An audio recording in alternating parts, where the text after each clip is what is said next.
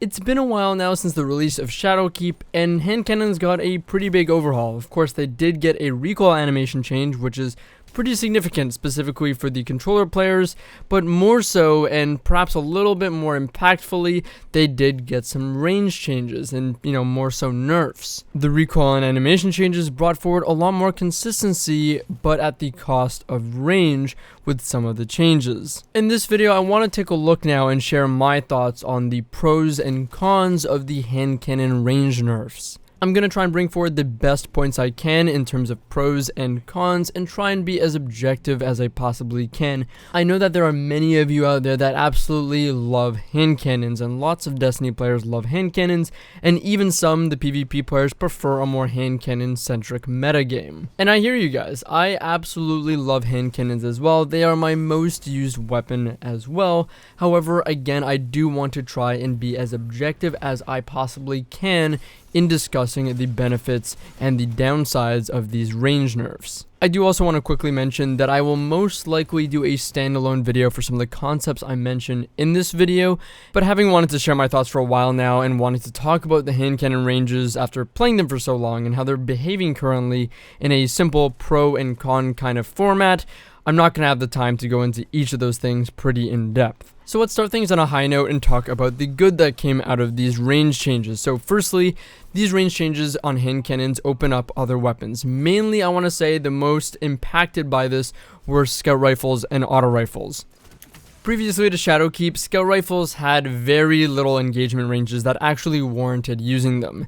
Hand cannons could deal pretty adequate damage at the majority of engagements, so maybe not all of them, but on Destiny 2 maps, the majority of engagements on those maps, even some of the mid to longer ranges, hand cannons were pretty adequate and could still perform decently well, with less shots to kill in most cases than a scout rifle, better damage per shot in some cases, and lower zoom of course, which of course results in a little bit more versatility than a scout rifle. In a previous video, I talked about the Might of Multi-Tool and why exactly you'd want to use it when Ace of Spades has nearly everything and more, and a big reason for that is because Ace of Spades at the time was able to contend at many ranges, similar to how Might of would contend because of its Memento Mori, the increased damage, and how damage drop-off wasn't as significant. It really could contend at many long ranges, being a hand cannon still, and a well-rolled spare rations could do something somewhat similar. The range reduction on hand cannons allows scouts to have more areas or engagements on maps where they're actually useful, having the range potential that they do, but still struggle against hand cannons within hand cannons' current range. They have more of a place in the sandbox, still being another single-shot weapon archetype, but meant for the more extended ranges. Auto rifles actually have a surprisingly decent time to kill, but of course require more shots landed on the target, as well as more tracking with less overall damage per shot than a hand cannon. Of course, this means they do take having your crosshairs on target for a longer period of time than that of a hand cannon, and as a result can't utilize cover nearly as effectively as a hand cannon user could. But auto rifles actually find a new viability with the hand cannon changes because of the way that time to kill shifts work. For example, at 28 meters, an average hand cannon will start to see damage drop off and potential not to be able to 3-tap, giving it a time to kill of at best 1.2 seconds. An auto rifle might experience damage drop off at actually a pretty similar range, maybe even slightly shorter, like Monte Carlo, which will take one more bullet to kill after receiving some damage drop off. But because of the rate of fire of Monte Carlo, one bullet on an auto rifle isn't nearly as long as on a hand cannon, giving Monte Carlo a 0.9 second time to kill, which is actually a pretty decently better time to kill than that of an average hand cannon at the right ranges.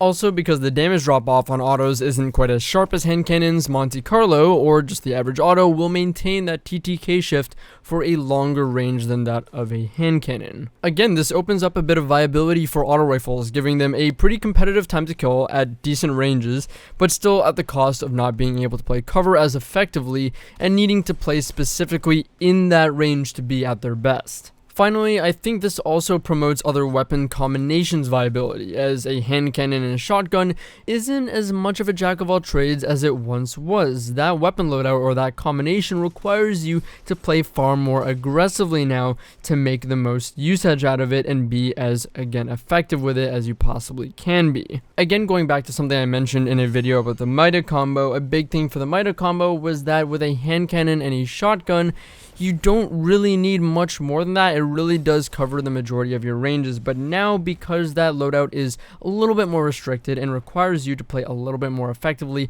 within that range, specifically something like the Meta combo with a long-range scout rifle and an SMG to cover that closer to mid-range level becomes a bit more viable or effective. Of course, at the very top level, I doubt that double primary or a loadout like I suggested the Meta combo is going to be the most effective thing or more effective than a hand cannon and a shotgun, but there is a little bit more breathing room for that loadout to exist because it covers a more diverse amount of ranges sufficiently, maybe not the best, but sufficiently in comparison. I think the range changes also did a better job of separating the lightweight 150 RPM hand cannons and the adaptive 140 RPM hand cannons a little bit more, because previously these were two archetypes that were barely different. Like, there really was very little reason to be using the 140 RPMs because the 150s just had a better time to kill, and on some of them, or on a few of them, all the same range that the 140s provided. Since there's higher importance on range potential, of course, to maximize on your versatility and the engagements that you can challenge, the adaptive hand cannons have a bit more reason to be used, as they tend to have some of the highest range hand cannons in the game while maintaining a competitive 0.87 second time to kill. The lightweight hand cannons are still a common choice for top players, as they have a faster potential time to kill than, of course, the adaptives at 0.8 seconds and have more forgiving follow-up shots, but of course lack some range by comparison. Players have to make more of a decision now in what they value, and each archetype has a well-defined benefit, of course. Adaptives have that massive range potential, while lightweights have that time to kill potential. I'm not as much sure or educated on how this affected the 180 RPMs as much, but the 110s, as much as they took a massive hit with this range nerf, they still maintain some functionality compared to other hand cannon archetypes. They maintain the best 3-tap range for their 1.07 second time to kill, but the only thing that changes is the amount of headshots that they need to hit. Because of the high damage, it really does extend the 3-tap range quite a bit. So while hitting 3 headshots, with Sturm, as an example, as a kind of baseline for a good 110, this can 3-tap up to 34 meters, which will of course be a faster TTK with less shots to hit than another average hand cannon at the same range. As another pro, I think there's now more importance or functionality to the resilience stat. Adding on, of course, to our previous concepts that we talked about, like TTK shifts, resilience finds itself being a bit more useful than before. Resilience can reduce the hand cannon 3-tap ranges because that damage drop-off is so sharp. You can actually reduce the 3-tap range of other hand cannons, of course, depending on the hand cannon and the range stat of it based on your resilience. Resilience can also cause different hand cannons to have to hit more headshots at range to kill. So even if they are going for a 4-shot kill, they might have to hit more headshots across those 4 shots, which could be punishing if they happen to miss. This is worth utilizing mostly with weapons like auto rifles, or I've said in the past like Crimson, weapons that maintain a better TTK than most hand cannons after that initial time to kill shift. For example, if I'm using an auto rifle, I want to be in a range that forces hand cannon users to have to 4-tap me and maximize on the fact that my TTK shift isn't as punishing, which gives me a more competitive time to kill. Essentially, resilience allows you to do this a little bit more effectively and punish hand cannons a little bit more. So why exactly are some of the things I've listed out so far benefits to the hand cannon range changes? Because honestly, if you're a hand cannon user, most of the time, these are probably working against you. But to me, I see these as benefits because in an ideal world, I want to see as much loadout diversity as possible and as much things to think about with your loadout as possible. These are all benefits that encourage usage of different weapons that weren't used as much previously, now with increased viability and more to think about in your loadout. what weapon you're going to use, and what range you specifically want to try playing.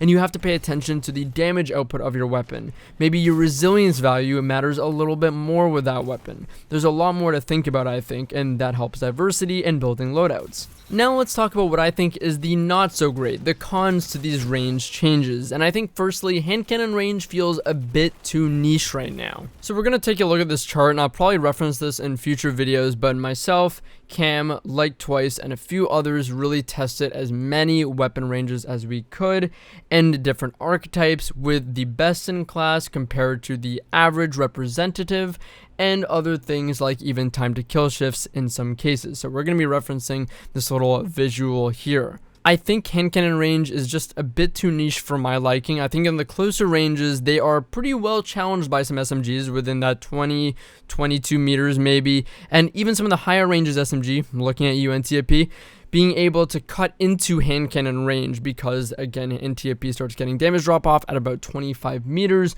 which could actually be somewhat competitive or decently viable even in hand cannon range. And I definitely empathize with hand cannon users when they express that there's a bit of an overlap. And due to that range cutoff, hand cannons see pretty drastic damage drop off, which obviously limits their effectiveness, and they can be dominated by pulses and scouts. So this leaves roughly 7 or so meters between the top SMGs and where most hand cannons lose their 3-tap ability. Hand cannons are only at their very best, I want to say, within 25 to 32 meters, I want to say at best, in my opinion, which I think is a very, very specific space. There's also a pretty big gap between hand cannon and auto rifle range to pulse rifle and scout rifle range. The average hand cannons and autos losing their major effectiveness at around 30 meters, again maybe 32 meters, and pulses beginning to see damage drop off, and not necessarily even a TTK shift, just starting to see damage drop off at roughly 42 meters average across a bunch of different archetypes and types of weapons, where they are still effective even past that point. And this leaves, if I had to give the benefit of the doubt, I want to say at least 10 meters where pulses can't be contested very effectively by hand cannons or autos, and continue even to be effective past that range. I have a lot more tolerance for scout rifles and the fact that they're able to be utilized at much farther ranges, because at the very least they require a good degree of well-placed headshots, being a single shot weapon, and to maintain a decently competitive TTK you have to hit those headshots, and if you don't, they're pretty punishing if you miss those requirements.